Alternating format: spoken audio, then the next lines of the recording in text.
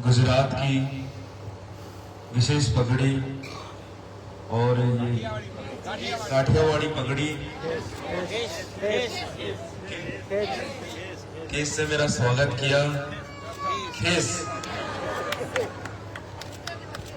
आप लोगों ने मेरा इतना अच्छा स्वागत किया, उसके लिए मैं तहे दिल से धन्यवाद देना चाहूंगा।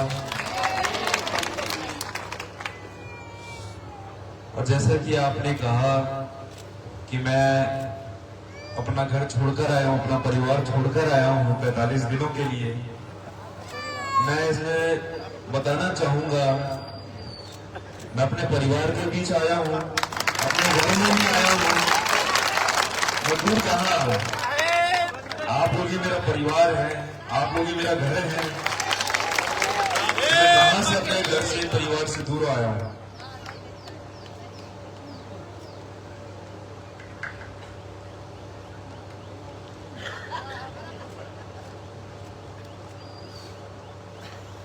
हम इस यात्रा में आए हैं, सदगुरु कबीर नवोदय यात्रा में। हम लोगों को जीव दयात्म पूजा के बारे में बताने आए हैं। यह सदगुरु कबीर साहब का संदेश है। मुझे यहाँ काफी और नए चेहरे दिख रहे हैं। कल जो मैं कार्यक्रम में आया था उसमें बहुत से लोग शायद नहीं आए थे जो आज आए हुए हैं, तो मैं उन लोगों को बताना चाहूंगा कि जीव दयात्म पूजा सदगुरु कबीर साहब की वाणी है। सदगुरु कबीर साहब की साखी है, जीव दयात्म पूजा सदगुरु भक्त और नहीं दूजा। जीव दयात्म पूजा यही धर्म का सार, कहे कबीर विचार के और सकल व्यवहार। यह साहब की साखियां हैं। जीव दया पर तो साहब की बहुत सारी साखियां हैं, तो हमने जीव दयात्म पूजा ये इसलिए चुना है क्योंकि हमारे अंदर जीव दया ही नहीं होगी तो मनुष्य कहां से कहलाएंगे। हम सब मनुष्य इंसान हैं। हमारे परमात्मा ने, साहब ने हमें आशीर्वाद में ये शरीर दिया है, हमें चेतना दी है, हमें बुद्धि दी है। ये सब साहब का आशीर्वाद ही है, और इससे ज्यादा आशीर्वाद हमें क्या चाहिए। सोचने समझने की शक्ति दी है हमें, उसके बावजूद हम जाते हैं और कहते हैं हमें आशीर्वाद दीजिए, हम आशीर्वाद बनाए रखिए। ये आशीर्वाद तो है।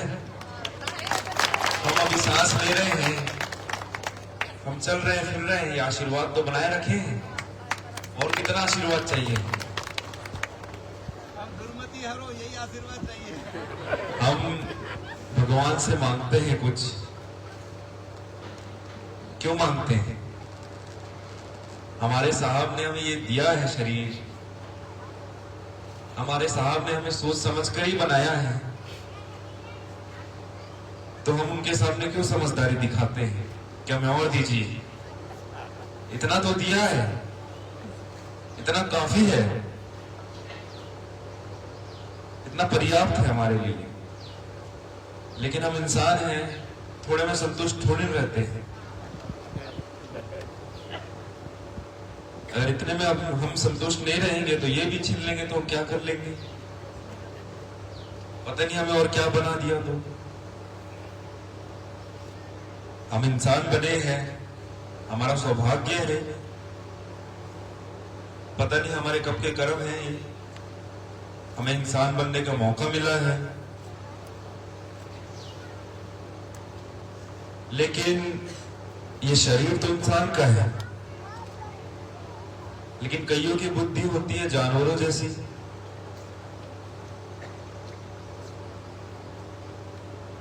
इंसान भले, शरीर भले इंसान का रहेगा, लेकिन बुद्धि रहेगी जानवरों जैसी। तभी तो ये लोग मांसाहार करते हैं, तभी तो ये लोग मांसाहार करते हैं। तभी हमें बलात्कार के इतने केस सुनने मिलते हैं, क्योंकि हमारी बुद्धि जानवर जैसी है। भले शरीर इंसान का मिला हुआ है हमें, तो हम सबको ये समझने की जरूरत है कि भाई हमें इंसान का शरीर मिला है तो इंसानी बुद्धि भी मिलनी चाहिए।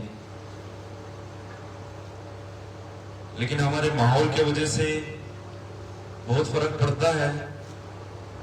बहुत से ऐसे लोग रहते हैं हमारे आसपास जिनके वजह से हमारी भी बुद्धि भ्रष्ट हो जाती है।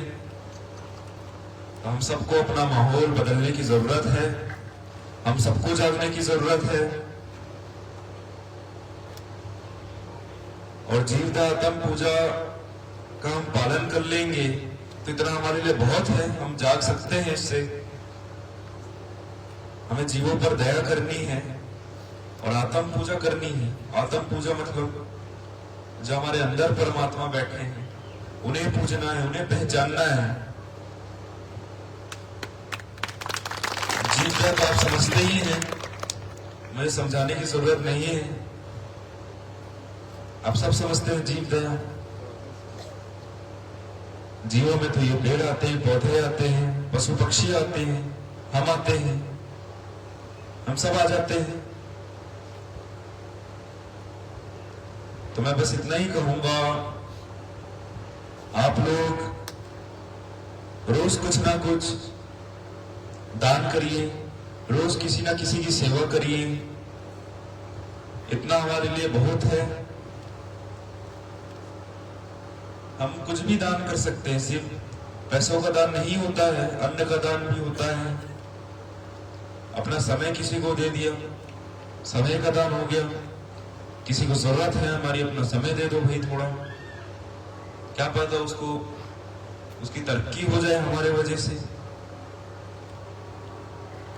तो हम चाहे तो हर दिन कुछ ना कुछ दान दे सकते हैं, लेकिन क्यों करना है? हमारा क्या इसमें फायदा है? हमारा कोई फायदा ही नहीं है तो क्यों करेंगे?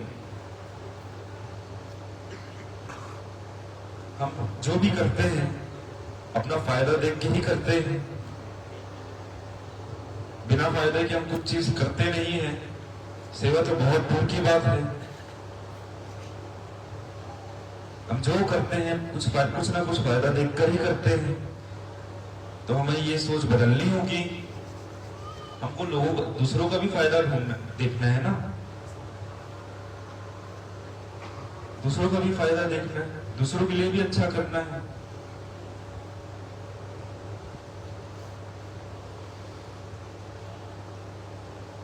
आप लोग अपनी ये मानसिकता बनाइए कि मैं उससे अच्छा कर सकता हूं, इससे नहीं फर्क पड़ेगा। मैं उसके लिए कितना अच्छा कर सकता हूं, इससे बहुत फर्क पड़ेगा। हमें दूसरों के लिए अच्छा करना है, ना कि दूसरों से अच्छा करना है। हमें दूसरों के लिए अच्छा करना है। तो ये मानसिकता आप लोग बनाइए। हमारे यहाँ बहुत सारी माताएं बैठी है, अपने बच्चों में भी ये मानसिकता डालिए कि हाँ भाई, हमें दूसरों से अच्छा नहीं करना है, दूसरों के लिए अच्छा करना है। और अपने बच्चों को आगे करिए, उन्हें प्रेरित करिए सेवा करने के लिए, जीवों पर दया करने के लिए। और मैं चाहूंगा कि जो देखिए हमारे कबीर पंथ में बहुत से पिछड़े वर्ग के भी लोग हैं, बहुत गरीब लोग भी हैं और बहुत अमीर लोग भी हैं। तो जो सक्षम लोग हैं, मैं उनसे यह आग्रह करूंगा कि आप लोग जो थोड़े गरीब हैं, जो उतने सक्षम नहीं हैं, उनको भी साथ लेकर चलिए। उनका भी उतना हक है जितना आप लोगों का हक है। उनको आप साथ लेकर चलिए, उन्हें आगे करिए। और ये उदित वाटिका इतनी बड़ी जगह है, इतने लोग यहाँ पे आ सकते हैं, एकजुट हो सकते हैं। तो आप लोग महीने में एक दिन मिलिए, आपस में चर्चा करिए, हालचाल पूछिए, भजन सत्संग करिए। हमें सबको साथ लेकर ही चलना है, हम सबको साथ होकर चलना है, साथ लेकर चलना है। मैं इसलिए यहाँ आया हूं कि मैं लोगों को एकजुट कर सकूं।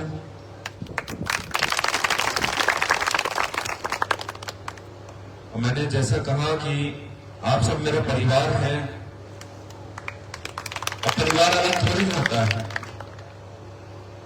अब जब एकजुट रहेगा तभी वो परिवार कहलाएगा। तो हमें परिवार को जोड़कर रखना है, तोड़कर नहीं रखना है। ये बात आप लोग अपने मन में बैठा लीजिए। और ज्यादा कुछ नहीं कहते हुए मैं अपनी वाणी को यही विराम दूंगा। और 9 तारीख को युवाओं के साथ मेरी बैठक है, उनसे चर्चा करूंगा मैं। तो अब जितने भी युवा हैं 16 से 35 साल के, आप लोग यहाँ आइए, हम आपस में और अच्छी चर्चा करेंगे। क्योंकि आगे हम ही है, हमें ही देखना है, हमें अपनी जिम्मेदारी उठानी है, अपनी जिम्मेदारियों को समझना है। तो आप लोग कृपया 9 तारीख को आइए, रविवार का दिन है, छुट्टी का दिन है। आप लोग थोड़ा तो समय निकाल ही सकते हैं। तो आप लोग 12 बजे आइए, हम सब साथ बैठकर चर्चा करते हैं। साहेब बंदगी साहेब, साहेब बंदगी साहेब। आवाज क्यों नहीं आती आप लोगों की? साहेब बंदगी साहेब। भोजन नहीं किया आप लोगों ने? जाइए आप लोग भोजन करिए, जाइए। साहेब बंदगी, साहेब बंदगी, साहेब बंदगी साहेब बंदगी साहेब। केवल मेरा भला कैसे हो